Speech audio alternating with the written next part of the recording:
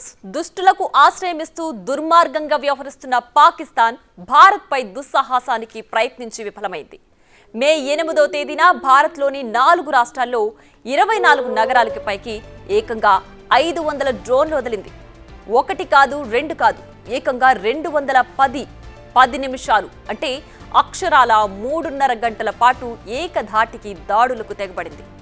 నిన్న రాత్రి పాకిస్తాన్ వందల సంఖ్యలో క్షిపణులు, ఆత్మాహుతి డ్రోన్లు, యుద్ధ విమానాలను మన దేశంపైకి ప్రయోగించింది. సరిహద్దు రాష్ట్రాలైన జమ్మూ కశ్మీర్, రాజస్థాన్, పంజాబ్, గుజరాత్లపైకి వాటిని వదిలింది. సరిహద్దులోని సాధారణ పౌరులు, పలు సైనిక కేంద్రాలను లక్ష్యంగా చేసుకుంది. అయితే పాకిస్తాన్ కుట్రలను భారత సైన్యం సమర్థవంతంగా అడ్డుకుంది.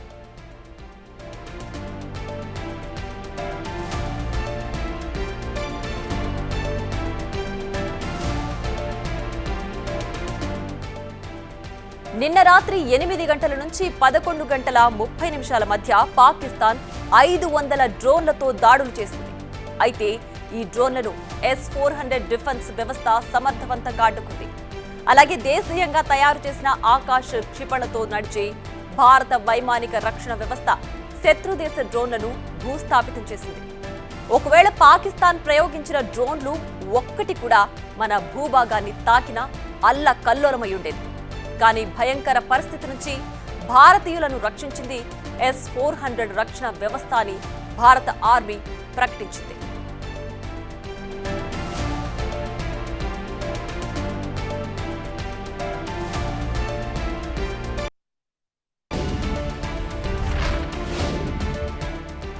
ఇక ఇదే అంశానికి సంబంధించి మరింత సమాచారాన్ని మా ప్రతినిధి శివ ఫోన్ లైన్లో అందించడానికి సిద్ధంగా ఉన్నారు. శివ, చెప్పండి, పాకిస్తాన్ ప్రయోగించిన ప్రతి డ్రోన్ దాడిని, మిసైల్ని అన్నిటిని కూడా భారత్ ముందే పసిగట్టి S-400 రక్షణ వ్యవస్థతోటి వాటన్నిటిని కూడా అడ్డుకొని నిర్వీర్యం చేసింది. సో భారత్ అన్ని రకాలుగా కూడా సిద్ధంగా ఉన్నప్పటికీ పాకిస్తాన్ ఇంకా దాడులకు తెగబడే ప్రయత్నాలు చేస్తోంది. ఏంటి దీనికి సంబంధించి ఇంకా పూర్తి డీటెయిల్స్?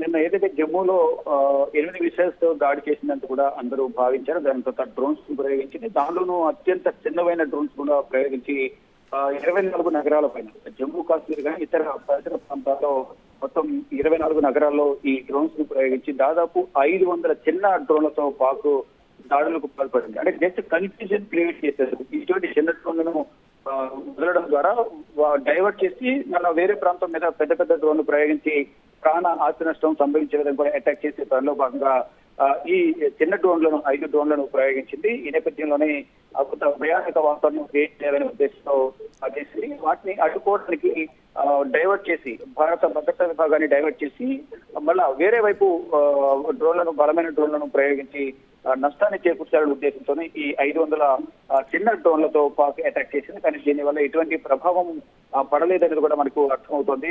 వారు ప్రయోగించిన మిసైల్స్ కానీ క్షిపణులు అన్నింటినీ కూడా మన దగ్గర ఉన్న S-400 కానీ, L-70, మరోవైపు ZUS కు సంబంధించిన 234 షెల్కా సంబంధించిన యాంటీ డ్రోన్స్ తో మొత్తం వారి అటాక్ అంతా కూడా వారు ప్రయోగించిన క్షిపణులన్నిటి కూడా మొత్తం ఆకాశంలోనే వాటిని పేల్చేసిన పరిస్థితి కనిపిస్తోంది. అంటే నిన్న రాత్రి జమ్మూ కాశ్మీర్ లోను, పంజాబ్, రాజస్థాన్, గుజరాత్ రాష్ట్రాల పాక్ దాడులు తెగబడింది. అంటే పాకిస్తాన్ కి అత్యంత సమీపంలో ఉన్న రాష్ట్రాలు, సరిహద్దు రాష్ట్రాలు ఏవైతే ఉన్నాయో వాటిపై విడిచిపడే ప్రయత్నం చేసింది. కానీ ఎక్కడ కూడా ఎటువంటి నష్టం జరగకుండా ఆకాశంలోనే వాటిని పేల్చి వేసే విధంగా కూడా భారత భద్రతా బలగాలు వ్యవహరించాయి. ఆ పాక్ డ్రోన్లను భారత రక్షణ వ్యవస్థ నిలువరించి ఎక్కడ నష్టం జరగకుండా చూసింది. ఇక గగనతలంలోనే మొత్తం భారత రక్షణ వ్యవస్థ పాక్ డ్రోన్లను పేల్చేసింది. మన దగ్గర ఉన్న అత్యాధునిక టెక్నాలజీకి సంబంధించిన డ్రోన్స్ కానీ, యాంటీ డ్రోన్స్ ను ప్రయోగించి పాకిస్తాన్ ను నిలువరించి వాటి డ్రోన్స్ ఏవైతున్న వాటన్నిటి కూడా తుక్కు చేసిన పరిస్థితి కనిపిస్తుంది. కానీ నిన్న జరిగిన దాడి ద్వారా ఎటువంటి ప్రభావం భారత్ మీద పడలేదు అనేది కూడా ప్రధానంగా తెలుస్తూ ఉంది. ఎప్పటికప్పుడు కవింపు చర్యలకు పాల్పడుతుంది. కాల్పుల విరమణ ఒప్పందాన్ని ఉల్లంఘిస్తూ ఉంది. మరోవైపు ఒకవైపు డ్రోన్లను ప్రయోగిస్తేనే మరోవైపు చొరబాటు ప్రయత్నించిన ఉగ్రవాదులు చనిపోయిన పరిస్థితి కనిపిస్తోంది. ఎక్కడికక్కడ దాడి చేసి ప్రతి దాడిని ఎదుర్కొంటున్న పరిస్థితి అయితే పాకిస్తాన్ గొంతుగా కనిపిస్తోంది. రైట్ శివ, అయితే పాకిస్తాన్ ఇప్పుడు చేస్తున్న దాడులను చూస్తుంటే అంటే ఏ దాడి చేసినా సరే దాన్ని సమర్థవంతంగా భారత్ తిప్పి కొట్టగలదు అని పాకిస్తాన్కి కూడా తెలిసినప్పటికీ పదే పదే ఇలాంటి దాడులు చేయడం వల్ల పాకిస్తానే ఎంత క్షీణించే వ్యవస్థలో ఉంది అనేది తనకు తాను చెప్పుకున్నట్లే అవుతుంది కదా. మళ్ళీ మళ్ళీ కూడా దాడులు చేయడం, మళ్ళీ మళ్ళీ కూడా వాటిని అంటే అసలు భూభాగానికి రాకుండా గగనతలంలోనే వాటిని నిర్వీర్యం చేస్తుంది భారత్ రక్షణ వ్యవస్థ. మరి ఇలాంటి టైంలో కూడా అంటే భారత్ దగ్గర ఉన్న వ్యవస్థ ఎలాంటిది, లేదంటే దానికంటే ఫైనాన్షియల్ స్టేటస్ కానీ ఆర్మ్డ్ ఫోర్సెస్ కానీ ఇవన్నీ ఎలా ఉన్నాయని పాకిస్తాన్ ఒక అంచనా వేసుకుని ఉంది. అయినా కూడా మళ్ళీ మళ్ళీ ఇలాంటి దాడులకు పాల్పడడం అంటే అసలు ఇండియాతోటి పాకిస్తాన్ సమఉజ్జీయే కానప్పుడు మళ్ళీ మళ్ళీ ఇలాంటి చర్యలు ఎలా చేయగలుగుతుంది? డెఫినెట్ గా వాళ్ళ ఫైనాన్షియల్ పొజిషన్ కూడా ఆర్థికంగా కుదేలైపోయిన పరిస్థితి పాకిస్తాన్ పరిస్థితి, కానీ ఆర్థికంగా పరిపుష్టిగా ఉన్న పరిస్థితి భారత్ పరిస్థితి. రీసెంట్ గా ఎంఐఎం అధినేత అజదుద్దీన్ ఓవైసీ ఎంపీ కూడా కొన్ని కీలక వ్యాఖ్యలు చేశారు.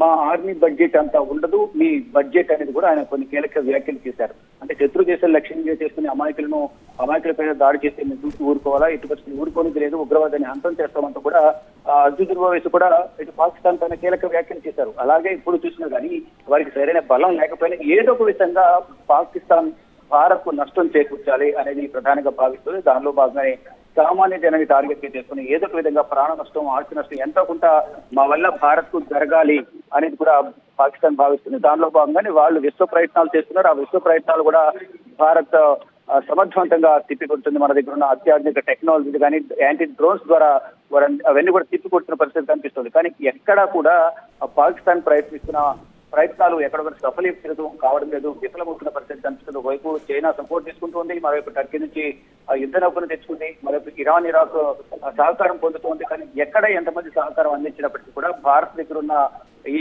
యాంటీ డ్రోన్స్ కానీ టెక్నాలజీకి మన దగ్గర ఉన్న ఆయుధాల వల్ల వారు ఏమీ చేయలేని పరిస్థితి కనిపిస్తుంది. అందుకే అటాక్ చేయడానికి వాళ్ళు వందల సంఖ్యలో డ్రోన్స్ ను ప్రయోగించినప్పటికీ కూడా అది కేవలం మైండ్ డైవర్ట్ చేసి వేరే దెబ్బ కొట్టాలి, పెద్ద దెబ్బ కొట్టాలి అనేది కూడా ప్రయత్నించారు. కానీ ఎన్ని డైవర్షన్స్ ఆడుకు ప్రయత్నించినా కూడా ఎక్కడ డైవర్ట్ కాకుండా అన్నింటిని కూడా నేలమట్టం చేసి ఆకాశంలోనే గగనతలంలోనే అవన్నీ కూడా తుక్కుతుక్కుపోయేలా భారత భద్రతా బలగాలు వాటిని నిలువరించే ప్రయత్నం అయితే చేశాయని చెప్పాలి.